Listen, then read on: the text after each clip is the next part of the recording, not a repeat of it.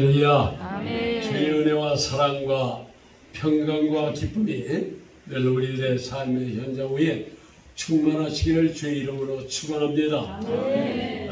지금 방금 이제 목사님으로부터 소개받은 김무기 목사입니다. 이름이 좀 어떻게 들으면 좀 딱딱하고 그러면서도 좀 위압감이 느껴집니다. 저의 과거의 생활은 학교에서 교목으로 고등학교에 지금 마을이라고 하는 곳에 지금 양원역입니다. 그 양원역에 바로 양옆으로 가리워져서 있는 금난교회 뒤편 송곡고등학교라는 거, 그곳에서 제가 교목으로 약 한 30여 년 봉직을 했습니다. 처음에는 제가 일반 교사로 가 있다가 거기서 하나님께서 저를 이미 1963년도에 저를 불러주셨는데 제가 회피를 했어요.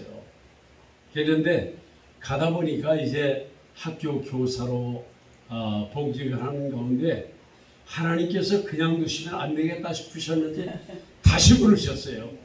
그때 부름을 받을 때 제가 아주 완전히 어려움 속에 빠졌습니다. 그 학교에 처음에 가서 아주 학교에 개수 노릇을 했습니다. 많은 선생님들을 그저 휘몰고 다니면서 심한 장난질을 좀 했어요. 그러다 보니까 하나님께서 저를 딱 치시는데 어느 날 애들 중간고사를 치르는 6월 말경이었습니다. 집에 돌아와서 지금은 이제 채점을 할 때에 컴퓨터로 채점을 합니다만서도 그 당시에는 시험지를 이 B4 용지 큰 데에다가 이렇게 가리방으로 긁어서 그렇게 시험지를 출제를 했어요. 이걸 싸질머지고 집에 와서 채점을 하려고 와서 샤워를 했습니다. 그런데 타월로 싹 이렇게 문지르는데 그만 요 배 있는 이곳에 무슨 바늘 같은 것이 와서 확 찌르는 것 같아요. 그런데 보니까 뭘로 찌른 거는 없고 아무렇지도 않은데, 그런데 통증이 시작되는데 그날부터 서서히 아프기 시작하는 겁니다. 할 수 없이 그 이웃에 경찰병원이 있어서 경찰병원을 갔어요. 그랬더니 경찰병원에서 진단을 딱 해보더니 우선 피부가, 그러니까 피부과로 갔죠. 그랬더니 피부과에서 이건 피부과에 이상이 없습니다. 그래 내과로 가보라고. 그게 내과를 갔어요. 내과에 가니까 그곳에서 또 보더니 내과에는 아무 이상 없습니다. 그러면서 신경과로 하라는 거예요. 그 신경과에 갔더니 신경과에서는 특별한 거는 없고 약을 지어줄 테니 가져가 잡숴보세요. 그래서 제가 약을 받았는데 제가 군에 있을 때에 병원 부대에서 근무를 했습니다. 제가 팔도라나 병리 실험 이 전문가입니다. 그러다 보니까 약을 좀 많이 드다 보니까 신경 안정제하고 소화제를 주더라고요. 그걸 가지고 왔는데 이게 들을 리가 없죠. 그래서 이제 방학을 맞이했어요. 방학을 맞이해서 아무래도 이대로 있어서는 안 될 것 같다 싶어가지고 잠깐 제 고향이 저 충청남도 홍성입니다. 그래서 홍성에 부모님이 계셔서 제가 찾아뵙고 인사를 하고 제가 이렇게 돼서 기도를 꼭 가야 되겠어요. 그러니까 이번 주일 저는 월요일날 제가 이제 기도원에 갈 테니까 그저 인사만 하고 가겠습니다 하고 올라왔어요. 주일 예배를 마치고 나니까 교회에서 우리 이제 남선교회 교우들과 여선교회 교우들이 제가 기도 간다고 그러니까 다 같이 가겠다는 거예요. 그럼 갑시다. 그런데 또 우리 처가댁에서 장모님하고 처제들하고 또 동서하고 다 가겠다는 거예요. 그럼 가자. 우리 이제 아이들하고 해서 아주 거창하게 해서 저기 여러분들 잘 아시는 성북교회 기도원 한월산 기도원이라는 곳에 제가 올라갔습니다. 그날 마침 올라갔더니 이태희 목사님이 설교를 하시는데 요나 설교를 하시는 거예요. 요나 설교를 그 하시는 가운데 가만히 들어보니까 처음부터 시종 말씀이 뭐냐면 저를 향한 말씀이에요. 네가 어디를 도망해? 어디를 가? 계속 그 말씀이에요. 그래서 회개하지 않을 수 없더라고요. 그때에 첫 시간에 회개가 시작되는데 그만 한참 회개하고 있는 중에 저도 모르는 사이에 이 몸이 공중으로 뿡 뜨는 기분이에요. 그래서 몸이 가벼워지는 거예요. 그래서 그 기도를 마치는 순간에 제가 깨끗이 나음을 얻은 것을 제가 그때에 확신을 하고, 자 이제는 하나님이 원하시면 지금이라도 제가 손들고 가겠습니다. 그때 손을 들었어요. 근데 그때 손을 들고 하나님 앞에 회개했을 때 그대로 갔으면 얼마나 좋았겠어요. 이 못된 이 김묵이라고 하는 이 못된 사람이 어떻게 삐뚤어지느냐면 아니야. 이 학교가 얼마나 좋은데 와서 보니 그 당시에 다른 사람들 의료 보험 안 되는데 의료 보험 혜택을 줘요. 봉급도 괜찮아요. 그냥 괜찮으니까 여기가 조사원이 그저 여기에서 제가 교회에 충성 잘하고 그러면서 머물러 있겠습니다 하고 회피를 했습니다. 그해 1년 지났는데 겨울방학이 났었어요. 그런데 저희 선생님들과 돌아가면서 식사를 나누면서 이렇게 그 친교를 도모하는데 한 선생님이 이제 저를 초청해서 저희 가족들이 함께 갔어요. 갔는데 그 당시에는 지금 휴대폰도 있어서 웬만하면 통화가 다 됩니다만서도 그때는 이 돌리는 그 전화기 그거였기 때문에 이 전화가 아무나 있는 것이 아니에요. 우리 선생님들 가운데에서도 전화기 있는 가정이 교장선생님 가정, 교감선생님 가정, 그리고 나머지는 이 전화기 있는 집이 없어요. 그래서 제가 찾아간 그 선생님 집에도 전화가 없습니다. 그런데 당직을 마치고 오는 선생님이 저한테 찾아왔어요. 집에 빨리 가봐라 이거예요.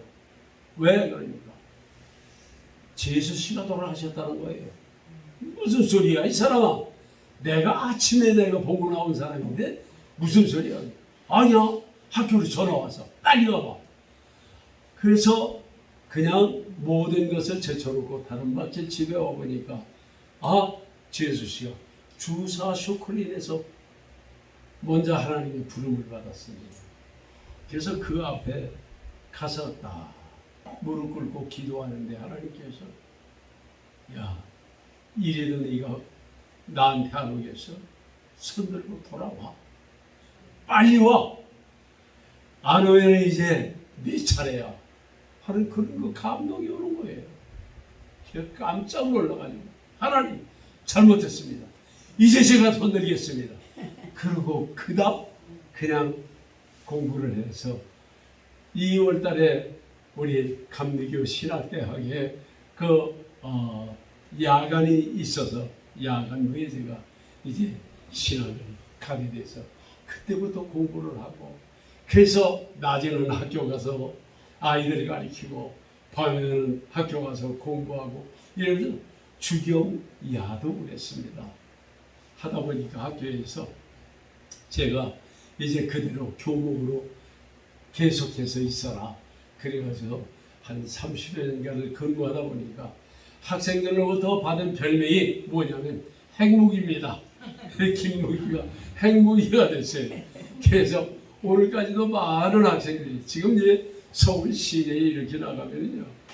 어느 시장이 어디 나가면 하루에 이게 숫자가 약 한 15,000명의 아이들을 배출을 했어요. 어머니가. 그렇게 하다 보니까 꼭 한두 명씩은 만나게 돼요. 그런데 그때마다 할머니 선생님 그러면서 꼭 붙잡고 언젠가는 저 은행에 갔더니 은행에서 어떤 아줌마가 아기를 업고 걸리고 그러고 오더니 옆에 인사를 하면서 선생님 안녕하세요. 가만히 들으니까 선생님 하는 소리 보니까 이건 교인이 아니야. 그럼 틀림없이 우리 졸업생이구나. 그래 지금 어디 사냐? 그러니까 바로 이웃에 살고 있다. 그래 야 참 반갑다. 그러면서 인사를 나누는 경우가 있습니다만도 하다 보니까 제가 그럭저럭 해서 그만 하나님의 부름을 받고 오늘까지 넘어온 것이 그저 한 40여 년 이렇게 넘어간 것 같아요. 오늘 본문 말씀으로 제가 들어갑니다. 오늘 이 본문 말씀을 보면은 여기에 누구의 말씀이 나오는 거니 엘리야에 관한 말씀이 나옵니다. 이 엘리야라고 하는 이 선지자 이때에 여기에 이제 이스라엘의 왕 누가 있었는고 보니 바로 아합이라고 하는 7번째 왕이 있었습니다. 이 아합 왕이 하나님 앞에 범죄를 저지르는데 이세벨이라고 하는 이방 여인을 받아들이면서 그때부터 죄를 지키기 시작하는데 그는 얼마나 무서운 죄를 저지르는지 아세라 목상을 세우고 이는 이제 계속해서 하나님 앞에 무서운 범죄를 저지르기 시작하는 겁니다. 그가 저지르는 죄에 대해서 하나님은 묵과시킬 수가 없어요. 용서할 수가 없는 겁니다. 그렇기 때문에 이제 내가 이 나라에 비를 내리지 아니하겠다. 이슬도 내리지 아니하겠다. 엘리야를 통해서 말씀하시는 겁니다. 그때에 엘리야의 입을 통해서 아합에게 말씀하신 것이 앞으로 이 땅에 비와 이슬을 내리지 아니하겠다고 하나님께서 말씀하셨으니 이 땅에는 비가 없다. 내가 입 밖으로 비가 오리라고 하는 말이 나오기 이전에는 절대로 비가 없고 이슬이 없을 것이라고 하는 확실한 말을 그에게 전달했을 때 아합은 너희는 죽여야 되겠다. 그랬을 때에 하나님께서 그를 피신을 시키죠. 그리 시냇가에 너는 가서 앉아있으라. 그리하면은 이 땅에 비가 안 와서 기근이 와도 내가 가마귀를 통해서 너를 먹이고 너를 그곳에 살 수 있게 하겠다. 약속하십니다. 그 약속의 말씀을 듣고 이 엘리야는 그리 시냇가로 피신을 했어요. 그곳에 앉아있을 때에 이 엘리야의 그 처량한 모습을 한번 여러분 생각해 보세요. 저는 지금 저 충남 당진에 내려가 있습니다. 학교를 한 20여 년 전에 24년 전에 제가 끝났네요. 그렇게 하고서 당진에 내려가 있는데 당진에 내려간 지가 지금 20년 차입니다. 근데 그 당진에 내려갈 때에 서울에서 제가 환절기만 되면은 기침이 그렇게 나오더라고요. 그래서 병원에 가니까 저를 보고 공기 맑은 곳에 가서 생활하라고 그래요. 그래서 공기 맑은 곳이 어디가 있을까 찾던 뒤에 제 고향이 홍성이니까 그쪽에 초중고등학교 동기들이 다 있고 또 그쪽에 친가가 있고 저희 외가가 예산입니다. 그런데 제 처가가 예산 삽교예요. 그러고 보니까 몽땅 그쪽 멍청도 사람들이에요. 그러니까 이 멍청도를 저는 자주 찾아다닐 수밖에 없어요. 일주일에 한 번씩은 꼭 가야 됩니다. 왜 그렇게 애경사가 많은지 계속 연락이 와요. 그러면은 저는 주일날은 갈 수가 없죠. 교회 가야 되니까. 그래서 꼭 토요일 날이면은 오전 수업 마치고 오후에 내려갔다가 밤에 어떻게든지 또 올라와야 주일 예배 참석을 하는 겁니다. 그래서 참 왔다 갔다 꽤나 많이 했습니다. 그렇게 하다 보니까 제가 그 가장 공기 좋은 곳이 어딜까 찾아보니까 아하 바닷가지. 그 바닷가 거기 어디냐? 바로 이 당진이나. 그래서 당진에 있는 친구에게 소개를 받아서 당진에 지금 그 여러분들 잘 아시는 삽교천이라고 하는 곳에 제가 이 몸을 담고 있습니다. 그 삽교천이 바로 여러분들 잘 아시는 박정희 대통령이 1979년도 그곳에 그 삽교천 그 공사를 마치고 서울에 올라서 시해당한 그런 1979년도의 일을 아마 잘 기억들 하실 거예요. 그 삽교천에 제가 생활하고 있습니다. 그런데 요 얼마 전에 왜 그렇게 가뭄이 옵니까? 참 이 가뭄 때문에 이 시골 양반들 참 고생 엄청들 하셨어요. 저도 옆에 제가 거기 내려갈 때의 생각은 몸 건강도 좀 챙기고 그렇게 하고 두 번째로는 이곳에 교회를 하나 짓고 그리고 세 번째 여기에는 틀림없이 시골을 보니까 독거노인들이 많이 있더라고요. 그래서 이 독거노인들을 위해서 내가 무언가를 해야 되지 않겠냐. 그럼 이들을 함께 불러서 생활할 수 있는 이런 터전을 마련해서 그곳에서 같이 독거노인들이 모여 살고 그렇게 하고 그들에게 식사 제공하고 그러면서 교회에 나오도록 이 전도하고 이렇게 해서 영혼구원을 마지막으로 해야 되겠다. 그 작업을 하려고 제가 내려갔어요. 내려가서 딱 보니까 아주 괜찮더라고요. 딱 잡아놓고 이게 제가 좀 그런 것이 성질이 좀 급해요. 무기라 그런가 봐요.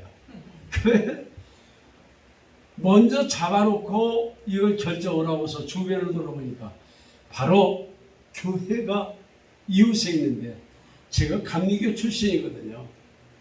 그러니까 보니까 그가 감리교회가 하나 딱 있는 거예요.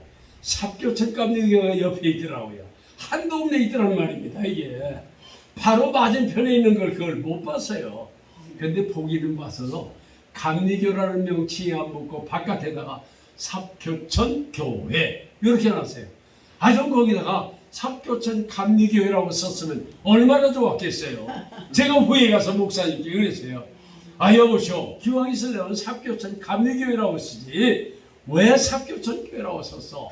그렇게 하고 얘기를 했더니 얘기하다 보니까 저희 친구 목사님의 생질이에요. 담임 목사님이. 그래서 그대로 거기에 머무르면서 제가 아무 일을 할 수가 없는 거예요. 자, 이거 여기서 이 교회를 짓고 이런다면 내가 배신의 일을 하는 것이다. 그러니까 하나님 뜻에 합당치 않을 테니까 감리교회는 특별히 뭐냐면요. 100m 거리가 있어요. 거리 제한을 합니다. 그런데 지금은 거리 제한이 이제 철폐되어지고 또 한 가지는 뭐가 없어졌느냐면 이제 이 직장에 있으면서도 이 목회를 할 수 있는 그런 길이 지금은 열렸습니다만서도 그때만 해도 이 1980년대만 해도 그것이 인정이 안 되는 겁니다. 거리 제한 또 직장에 있으면서 이 목회하는 것은 안 된다. 그래가지고서 제가 그곳에 가서 이루질 못하고 그대로 기도만 했어요. 기도하다 보니까 어느 날 제가 그 신학을 공부할 때에 제게 가까운 이웃을 하나 붙여주시는데 저 충청북도 단양에서 올라온 친구인데 이 친구가 어머니가 반봉원이에요. 아버지가 귀가 먹었어요. 그러니까 아주 불우한 가정에서 태어난 사람입니다. 그런데 이 사람이 신학을 공부하겠다고 올라왔는데 올라와서 보니까 이 옷을 입었는데 여름 옷을 입고 가을에 그대로 학교에 오는 거예요. 그래서 가만히 얘기를 들어보니까 그렇게 고생 중에 공부하고 신학을 하겠다고 올랐는데 뭐 안 되더라고요.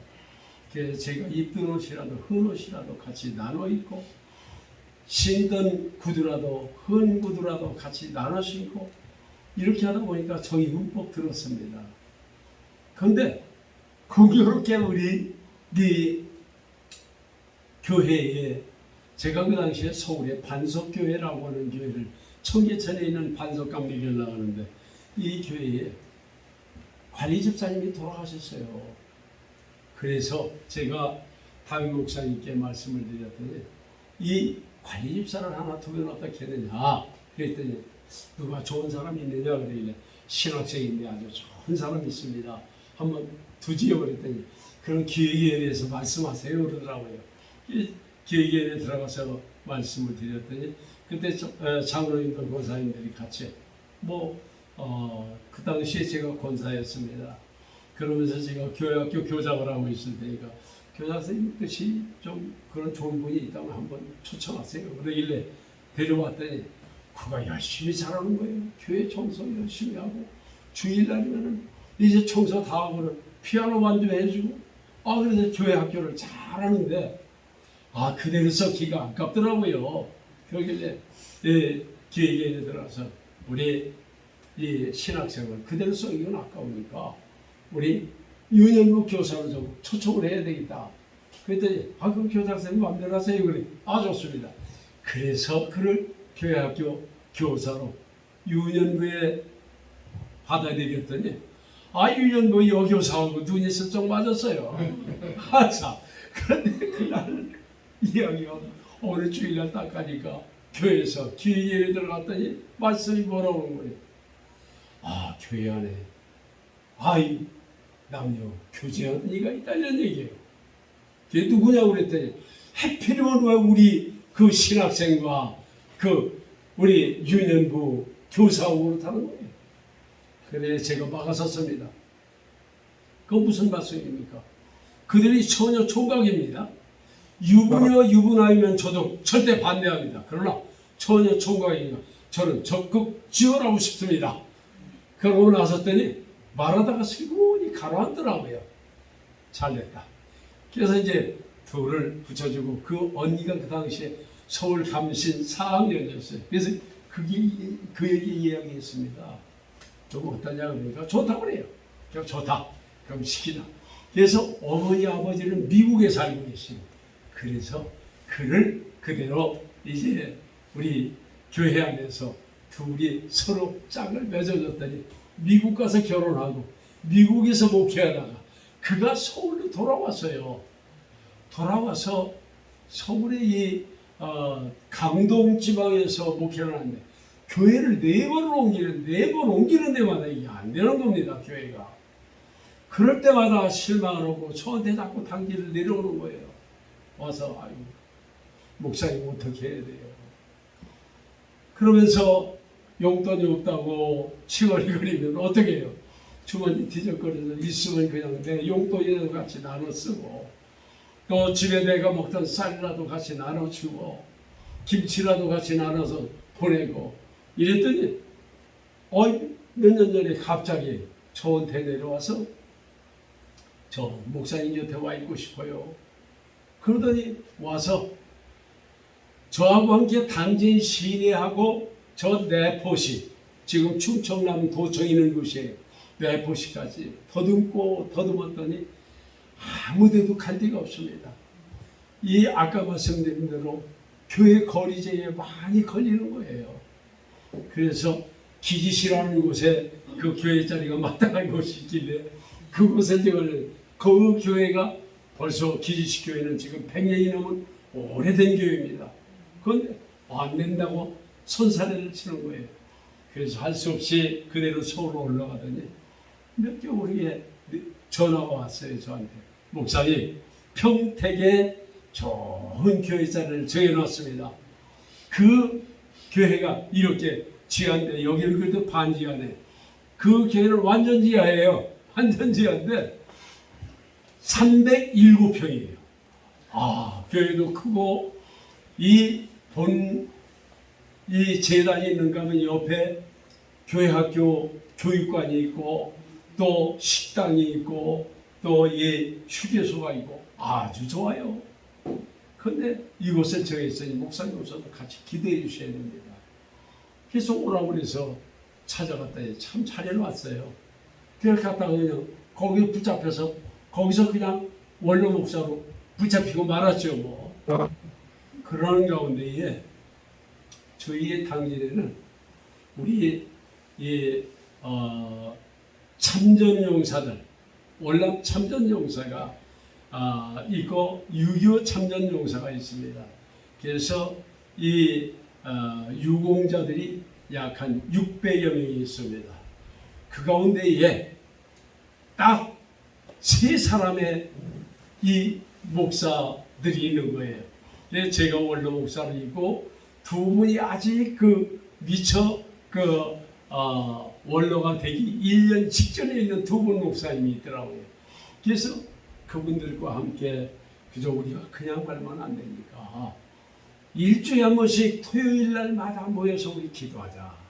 그래서 기도하기 시작을 해가지고 4년을 기도했는데 하나님께서 지혜를 주시는데 당진 시내에는 외국인 57개국 1만여 명이 살고 있다. 그러니 여기에 당진 외국인 교회를 세우라고 하는 그런 이 감동이 오기 시작하는 거예요. 그래서 이제 두 분 목사님이 은퇴하고 그래서 저 새 은퇴 목사들이 기도하다가 그만 이제 요거만한 20평짜리 저 건물에서 조그마한 요런 한 3평 정도 되는 그런 것이에요. 그런 것을 얻어서 거기에 20만 원을 내고 우리가 같이 기도를 했습니다.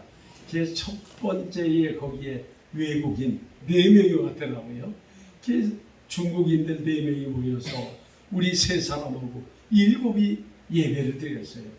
그래서 예배를 드리다 보니까 지금 당진 외국인 교회가 당진 시외 터미널 바로 맞은편 두 번째 건물에 지금 지금 우리 예배실은 그저 요것만 할 거예요. 크지는 않습니다. 그래서 그곳에서 내국인과 외국인들이 함께 모여 예배드리는데 네팔인들 또 카자흐스탄 또 저기 가나 또 캄보디아 또 중국 지금 7개 베트남 7개 나라에서 온 분들과 또한 우리 내국인들 이렇게 해서 전체 모이가 한 30여 명 모여서 예배를 드리고 있습니다. 그러다 보니까 제가 두 교회를 섬기게 됐어요. 그래서 한 교회는 저 평택 교회는 제가 첫 주하고 세 번째 주, 다음 당진 외국인교회는 두 번째 주하고 네 번째 주. 이러다 보니까 tum벙tum벙 다니면서 이렇게 일도 제대로 할 줄 모르면서 괜히 이렇게 부산만 떨고 다닙니다. 제가 우리 대한기독교 총연합회를 만난 것은 지금부터 거의 아마 여기 기독교 총연합회도 한 20여 년 가까이 되는 것 같아요. 그런데 제가 최근에 수년 동안을 제가 적극적으로 참여를 못한 바가 있습니다. 그 이유가 뭔가요? 제가 9년 전부터 또 기침이 시작되는 겁니다. 너무 장황하게 말씀을 드려서 죄송합니다. 이 기침이 시작됐는데 그저 감기 정도로 알고 있었어요. 그래서 이 병원을 가서 약을 지어서 와서 먹으면 좀 웃음 듣는 것 같습니다. 그런데 얼마 지나면 도로 그런 거예요. 그렇게 그냥 지내왔습니다. 그런데 제가 이 9년이 됐다는 것은 제가 요 최근에 와서 유출을 해보니까 9년이 됐다는 걸 알 수 있는 것이 저희 큰딸아이가 저 브라질 완전히 우리나라에서 반대 방향입니다. 지구를 계속 직진해서 막 뚫고 들어가면 저쪽 끝에 가면은 바로 브라질이 나오죠. 그 브라질에 선교사로가 있었어요. 그래서 그때 9년 전에 제가 거기를 초청을 받고 제가 갔었습니다. 그때에 저희 집의 막내 딸아이가 아들을 낳았었는데 그 녀석 그때가 100일이 안 됐어요. 근데 걔를 데리고 같이 오라고 그랬는데 걔를 데리고 같이 갔어요. 그래서 군인이 된 것을 제가 기억을 합니다. 그런데 계속 기침이 이렇게 나는데 차츰차츰 이렇게 오면서 뭐 이제 잦은 기침이 나요. 근데 한 4년 전입니다.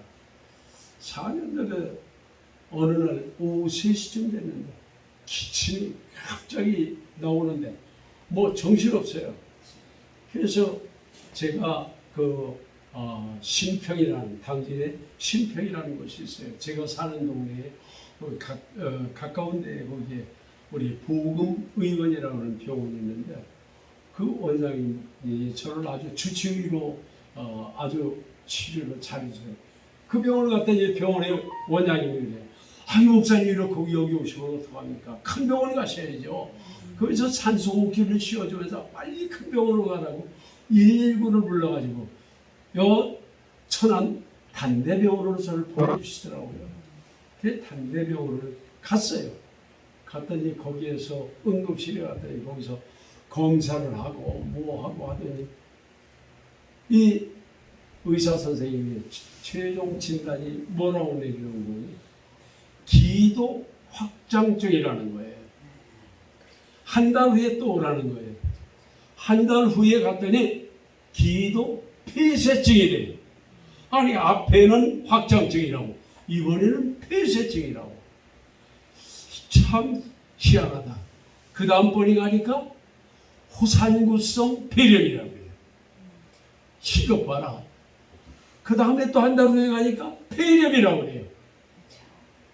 그 다음 또 한 달 후에 가니까 해소천식이라고 해요. 갈 때마다 병명이 바뀌는 겁니다. 그러니 이런 이 답답한 일이 어디 있어요. 제가 서울에 있는 중앙보건병원을 제가 다니길래 그 중앙보건병원 가서 호흡기내과에 갔더니 거기에서도 그쪽에서 이 해소천식이라고 해서 해소천식 같네요. 이렇게 하고 약을 지어주는데 제가 몇 년째 거기서 약을 먹는데 이게 안 들어요. 근데 이 얼마를 지나다 보니까 그러니까 지금 우리가 이 코로나19로 인해서 고생한 것이 지금 한 3년 됐죠? 예, 한 3년 전이에요. 이 중앙보건병원을 예약을 해놔서 거기를 가려고 막내딸이 지금 상계동에 살고 있습니다. 그래서 막내딸네 집 와서 자는데 밤 2시가 됐는데 막 기침이 나오는데 도저히 견딜 수가 없는 거예요. 그래서 응급실로 중앙보건병원을 갔죠. 갔더니 거기서 또 검사를 했는데 또 진단이 안 나와요. 다음날 이제 담당 의사 만나고 거기서 다시 내려왔어요. 그런데 지난 6월 첫 주가 6월 그날이 며칠이었더라. 6월 첫 주가 며칠 날이었죠? 그게 날짜가 제가 잘 기억을 못하겠는데 첫 주 당하기 전 5월 마지막 주 화요일 날이에요. 마지막 주 화요일 날 이 전날 이 허리가 좀 아파가지고서 그날 보금의원에 가서 주사를 맞고 침을 맞고 그걸 보고 문 앞에 나왔는데 기침이 또 시작되는 겁니다. 그런데 땀이 막 비오듯 하고 도저히 집에 갈 수가 없을 것 같아요. 차는 끌고 왔는데 이걸 어떻게 할까? 그 약국에 가서 약을 겨우 지어가지고 여하튼 집에까지 가야 되겠어 간신히 붙잡고 집으로 왔습니다. 마당에다 차를 세워놓고 주차장에 차를 못 넣겠어요. 그렇게 하고 집으로 들어가서 앉아서 막 기침을 하는데 이제는 뭐 정신까지 없어지는 거예요. 그러니까 119를 불러가지고 119에서 저를 업고 차에 태웠습니다. 그렇게 하고 당진에 지금 종합병원이 있는데 그곳에 응급실에 들어가니까 응급실에서 다짜고짜 큰 병원 가시면 어떨까요? 그래요. 그럼 나 서울중앙공원으로 보내달라. 그러니까 그럼 여기서 산소호흡기를 끼고 뭘 다 하고 가야 될 텐데 그럴 차가 없다 이런 얘기예요. 그럼 우선 여기서 그럼 치료를 하고 우선 해주고 보내주십시오. 그러고서 이제 병원에 입원을 했어요. 그래서 그 다음 날서 서울중앙공원으로 올라갔습니다. 올라갔더니 병원에서 진단을 했는데 도저히 잡지 못하는 거예요. 자, 완전히 저는 진단을 내리지 못하는 기침으로 인해서 이 구년이라고 하는 그런 세월을 제가 보낸 겁니다. 이건 납득이 안 가요. 안 믿는 사람 누구에게 말을 해도 이 얘기는 이해가 되지 않는 겁니다. 그러나 지금 현재도 병원의 응급실에 갔던 그 증거는 다 남아 있습니다. 그런데 어느 곳에서도 이 병명을 잡지 못하는데, 그런데 주일날 이 6월 첫 주에 6월 첫 주는 제가 평택교회를 간다고 그랬죠. 평택교회에 아침 7시 반이면 중국으로부터 들어오는 중국인들 설교가 있습니다. 거기에 7시 반 설교를 하는데 마스크를 쓰고 이 더운 날에 그렇게 하면서 이 말씀을 전하는데 정말 이게 어떻게 말씀을 전했는지도 모르겠어요. 그러나 맡겨진 사명이 있으니까 하는 거죠. 하고 그렇게 하고서 오전 예배를 드리는 중에 계속 기침이 나오니까 담임 목사님의 사모님이 저한테 뜨거운 물을 갖다 주셔서 마시고 그렇게 하면서 겨우 예배를 마쳤어요. 그런데 오후 예배는 또 제가 설교를 해야 돼요. 그래서 오후 예배를 간단히 설교하는데 또 싸매고 설교한 겁니다. 그렇게 하고 저는 이제 그 예배를 마치고 집으로 돌아오는 겁니다. 자, 여기까지 말씀만 마치고 이쪽 본문에 가서 말씀을 좀 이따가 이 말씀을 연결하겠습니다.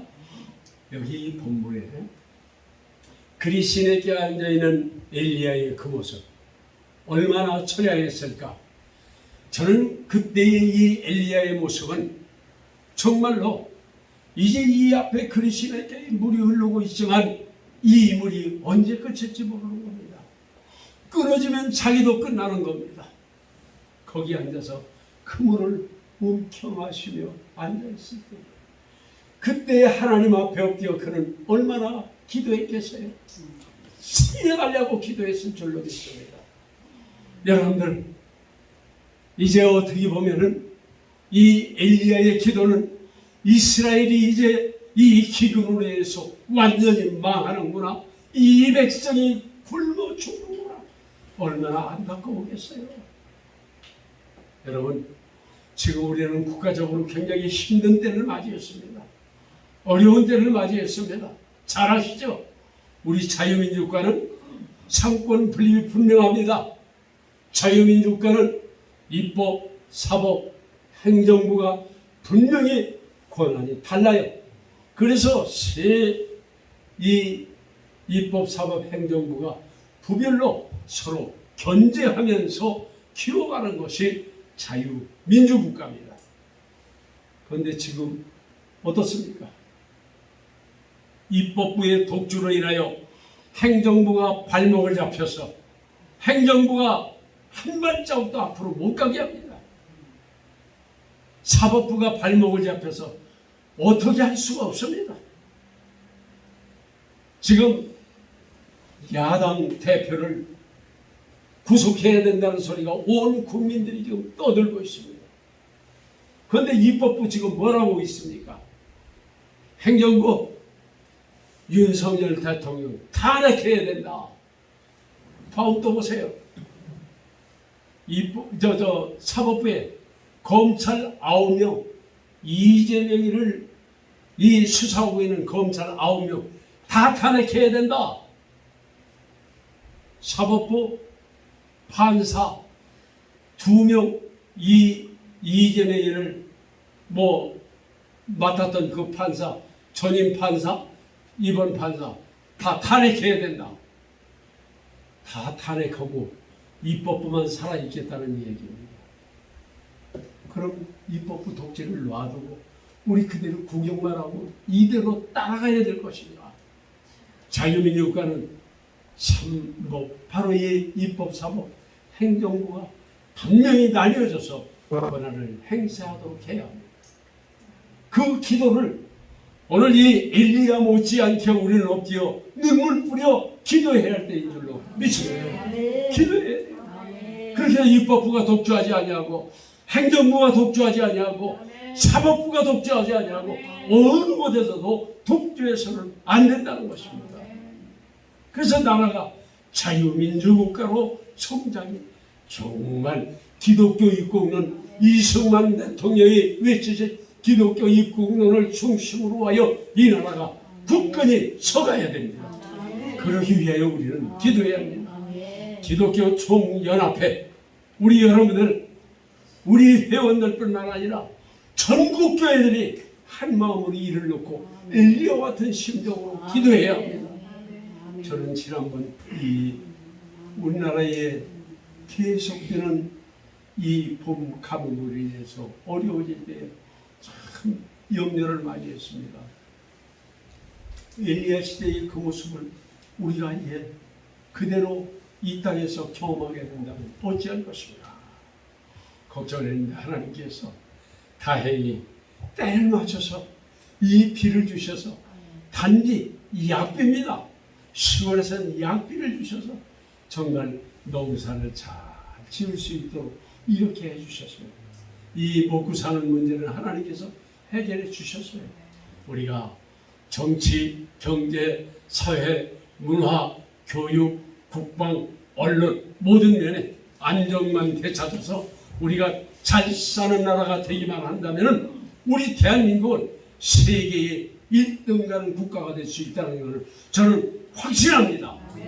여러분들 그날을 소원하면서 우리 기도해야 되겠습니다. 그러기 위해서 오늘 이 본문 말씀에 이 엘리야와 같은 그런 기도를 해야 되겠어요.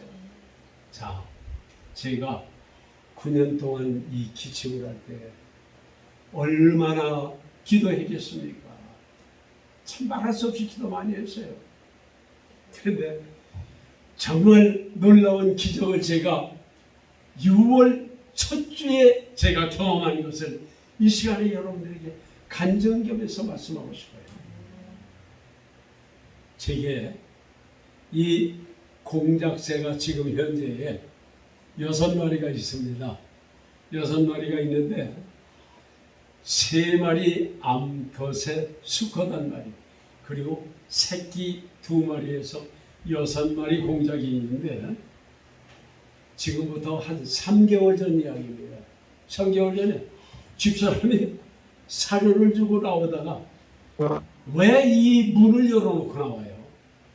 문을 열어놓고 나오는 바람에 큰놈, 암놈 2마리가 탈출을 했어요. 그래 탈출을 해가지고 한 마리가 그 집 근처에 맴도는데 한 마리는 종무 소식입니다. 그런데 요 근처에 맴돌고 있는 이 한 마리의 공작이 어느 날 저희 집에 옆에 하우스가 있는데 하우스로 공작이 들어왔어요. 그래서 문을 꼭 닫았다가 저녁에 잡아들였습니다. 그런데 한 마리 공작은 영영 없어지고 만 겁니다. 그럼 이제 몇 개월이 지났으니까 이제는 이건 없어진 거다. 죽었거나 어디 잡혀먹었거나 그랬겠다.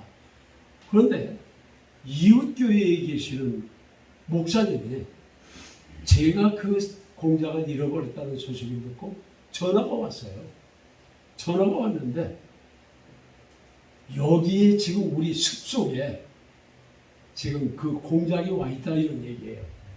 그런데 그 숲이 저희 집으로부터 약 한 6km쯤 떨어져 있어요.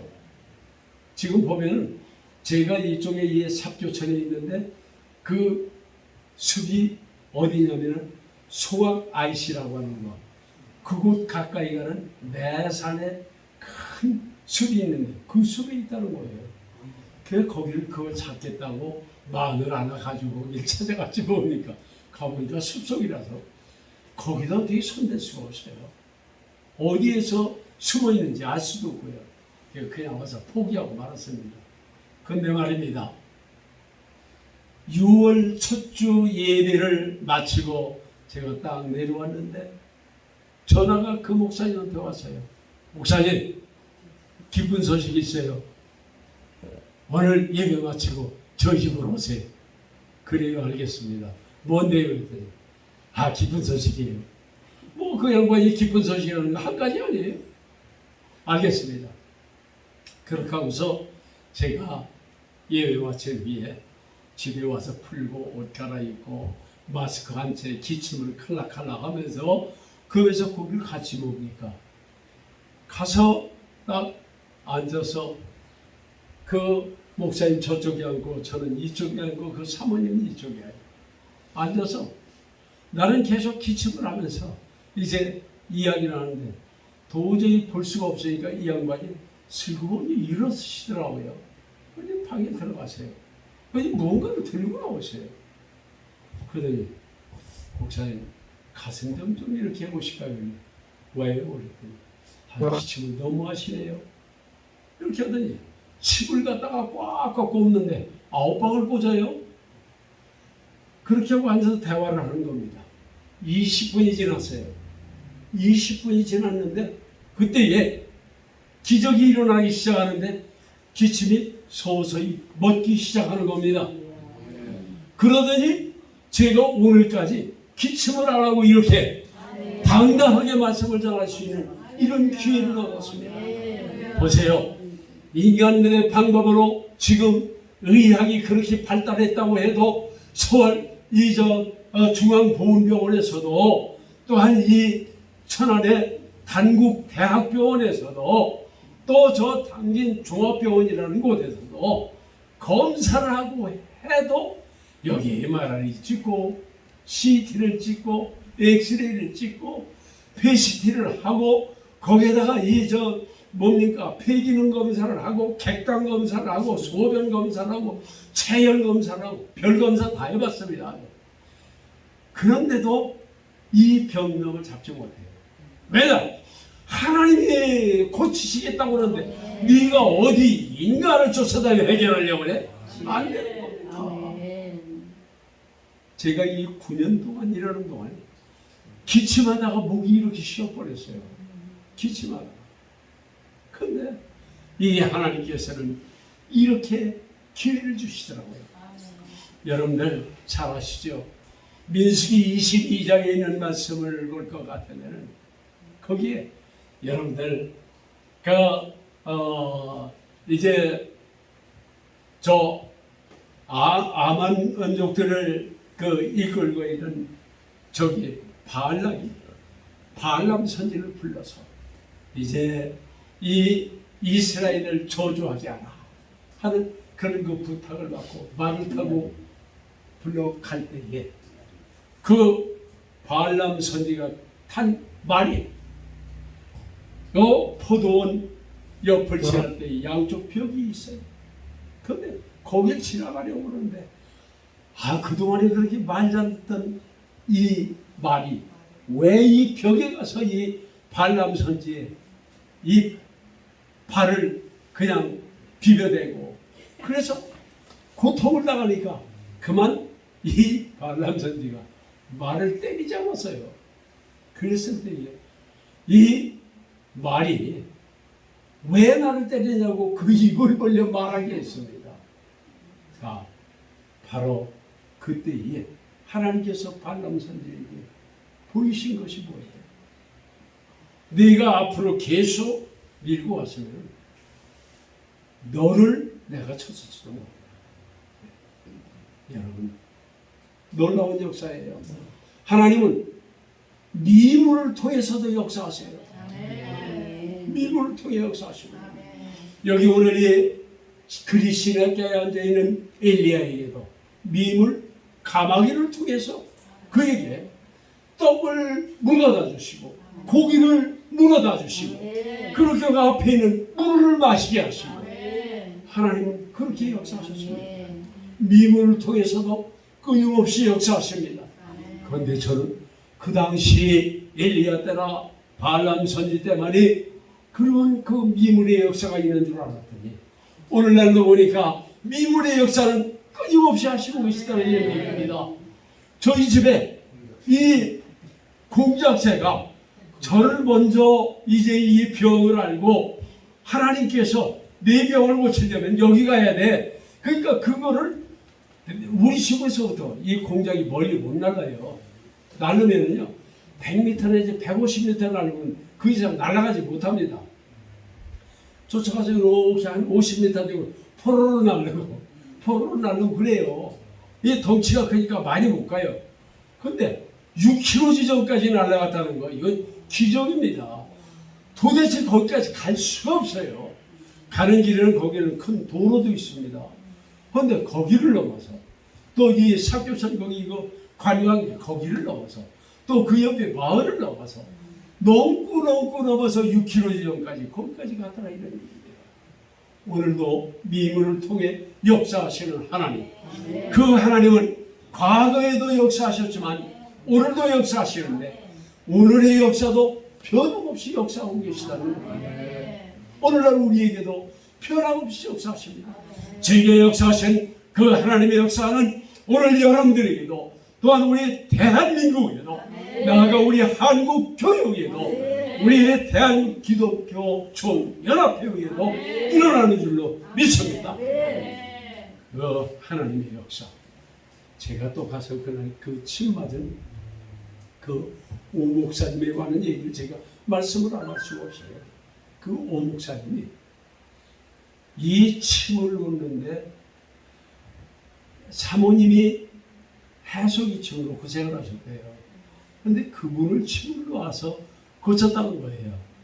그런데 이 양반이 제가 기침을 하는 거니까 너무 안타깝더라는 거예요. 이 침을 놓았는데 처음에 그곳에 오셔서 이 침을 놓으니까 많은 사람들이 침쟁이라고 목사님이라고 안 하고 침쟁이라고 하더래요. 그래서 내가 이 침쟁이 소리 듣고는 안 한다. 내가 목사지 침쟁이에서 되겠느냐. 안 했다는 거예요.